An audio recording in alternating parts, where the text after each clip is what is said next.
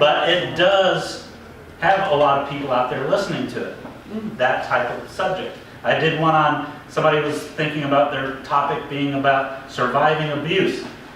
Big topic right now, right? Me too. There's actually only one podcast that I saw talking about surviving abuse on iTunes. And a couple episodes maybe on one other, but one that was focused on that.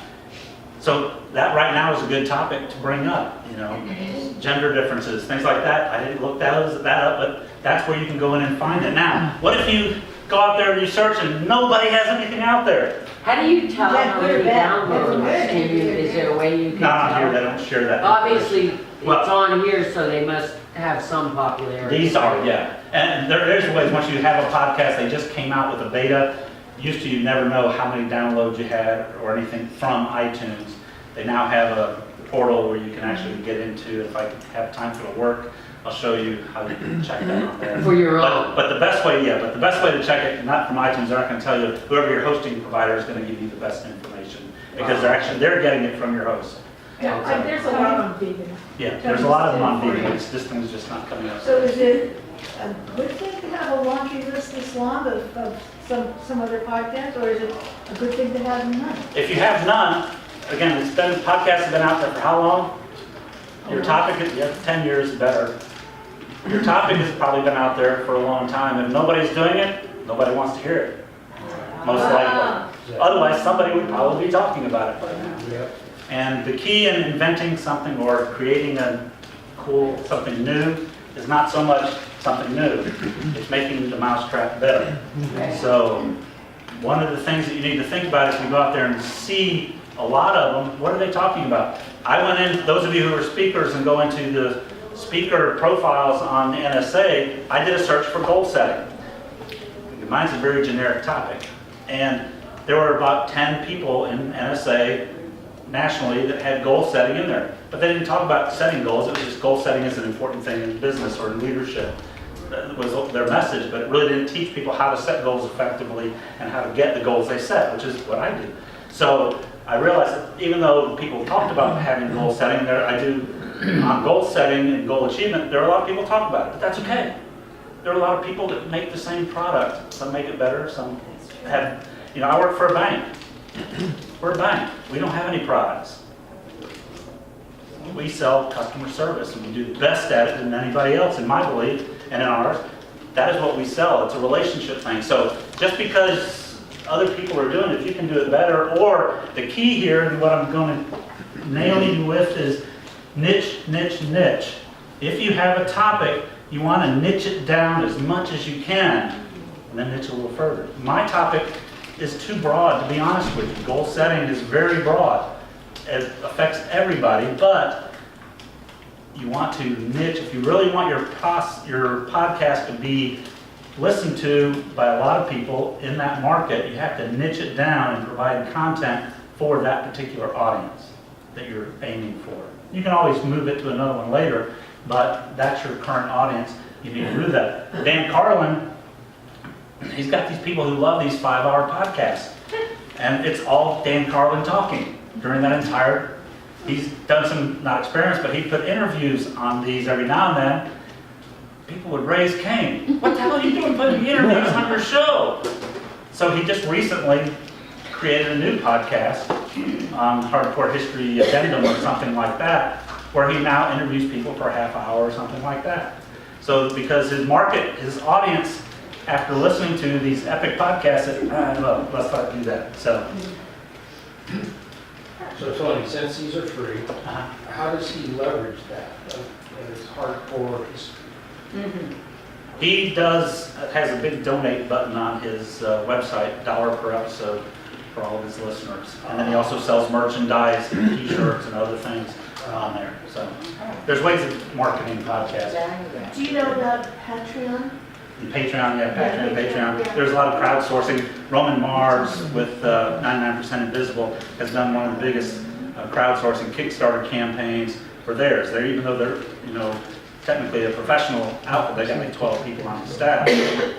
They do crowdfunding through Kickstarter and things like that. So Patreon crowdsourcing through Kickstarter, one of these work very well. And if you follow his, he's made some got a lot of money to help pay for that particular podcast. Podcasts can be inexpensive, but they still cost money. All right? So let's go back because I want to make sure we're on time here. Tony, can you remind us the name of yours? The name of mine? Yes. My podcast is Goal Getting Podcast with Tony Woodall. This is what you find on iTunes, Apple Store, Spotify, iHeartRadio, and a couple others out there. Just out of curiosity, can you just address what the copyright at the bottom has to do with anything? Motivation Action Media. Motivated Action Media is the name of my company. Because I do video, podcasting, speaking, different media, and I'm about motivation and taking action. That's what that is. You always, as a speaker, you always want to make sure you copyright all of your material so that the IP guys understand this. You want to make sure you have your intellectual property ready. So are you ready? Yes. Are you ready to learn what you got to do to create a podcast? I got together with my friends at podcast websites, and they have this great article about all the things that you need to do to create a podcast.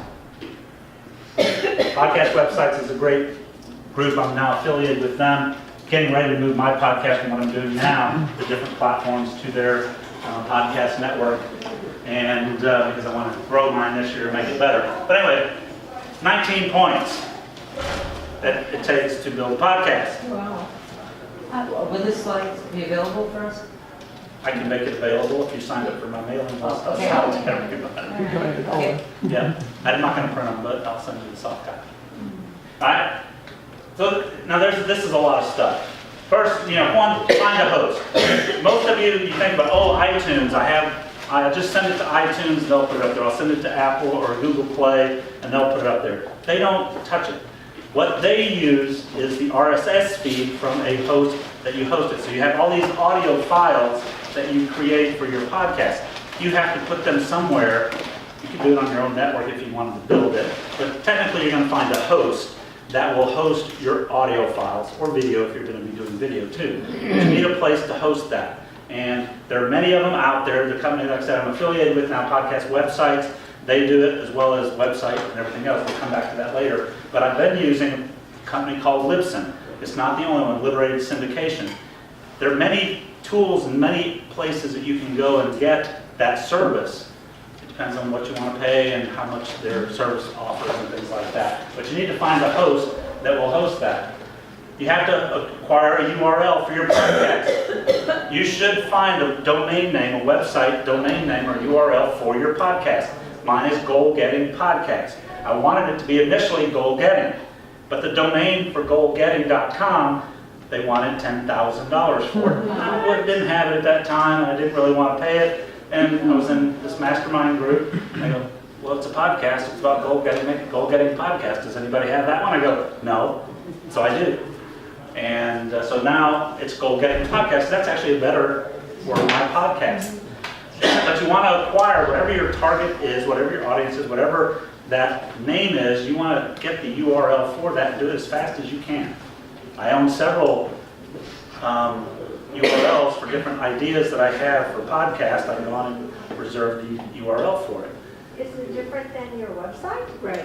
That's a good question. Again, it's all about branding, and podcasting is part of your brand. You don't necessarily have to have a separate website. It depends on what your website is called, what your podcast is about and called. So if Motivated Action Media wouldn't really matter much on a podcast when I'm talking about goal setting.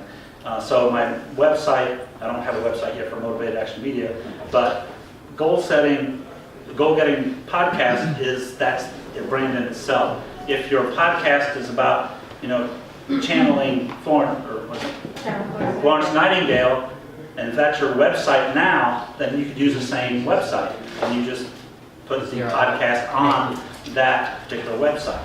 So you may not need to, change your domain name, but it's something that if you weren't using that, if it was Candy Camel Healthcare website and you were going to do a channeling Florence Nightingale, you would want a channeling Florence Nightingale, and that's not to say you can't point that to your corporate website and have a link, a tab or page on there for just the podcast, and a lot of people will do that. because they're their brand a lot of times, plus they also have a podcast. Okay. So, but the key is, part of my Motivated Action Media is also branding. I have One Ninja Branding is my branding company process.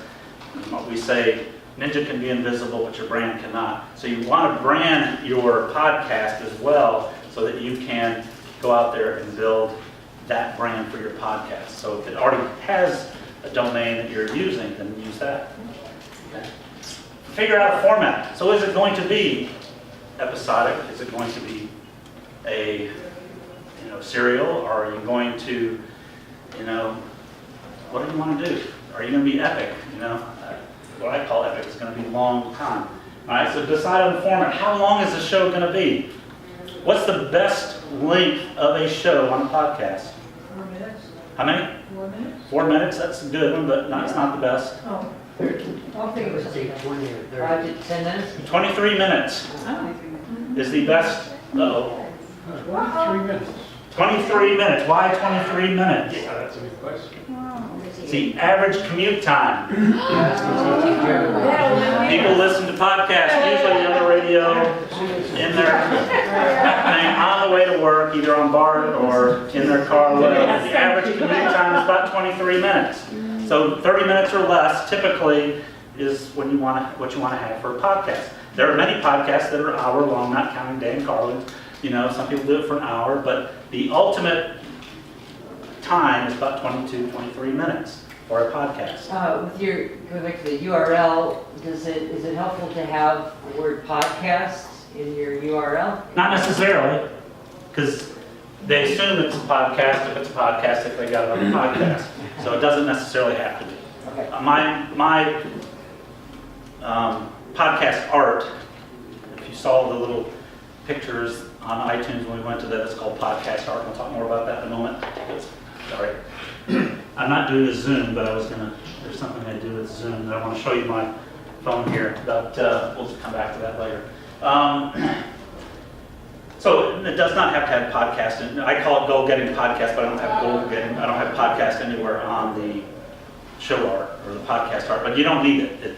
People there, if they're in there at a podcast looking for it, the assumption is it's a podcast. So, all right.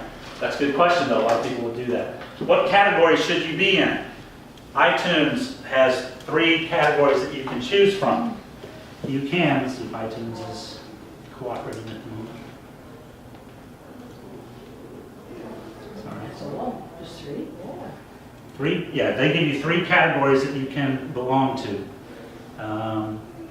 Serial, episodic, and epic? No. No, if you saw my new and noteworthy, I was in business, I was in health, and I was in sports and fitness. But they even have subcategories under health. There's self-help, which is one of the ones that's really what I was under, health and self-help. Boy, this is just too slow. But there's a list of those out here. No, I'm sorry. Are you saying that you can choose to be in 3 of them? You can choose to be in 3 Oh, if I you thought want you to. meant there's only 3. No, there's probably 20-something. But you get to choose 3 for going to iTunes. So you choose what categories you want to be in. They don't have to be the same category. As I said, since mine is so broad, I'm in business, I'm in health and health or self-help, and I'm in sports because sports people like to set goals and things like that. So that's the reason I'm in those. So you want to choose what you want to be in your category. All right? Other platforms don't have that many and you have to pick, but that's the main one. So you got to have categories. So let's go through these real quick because I don't want to run out of time here. And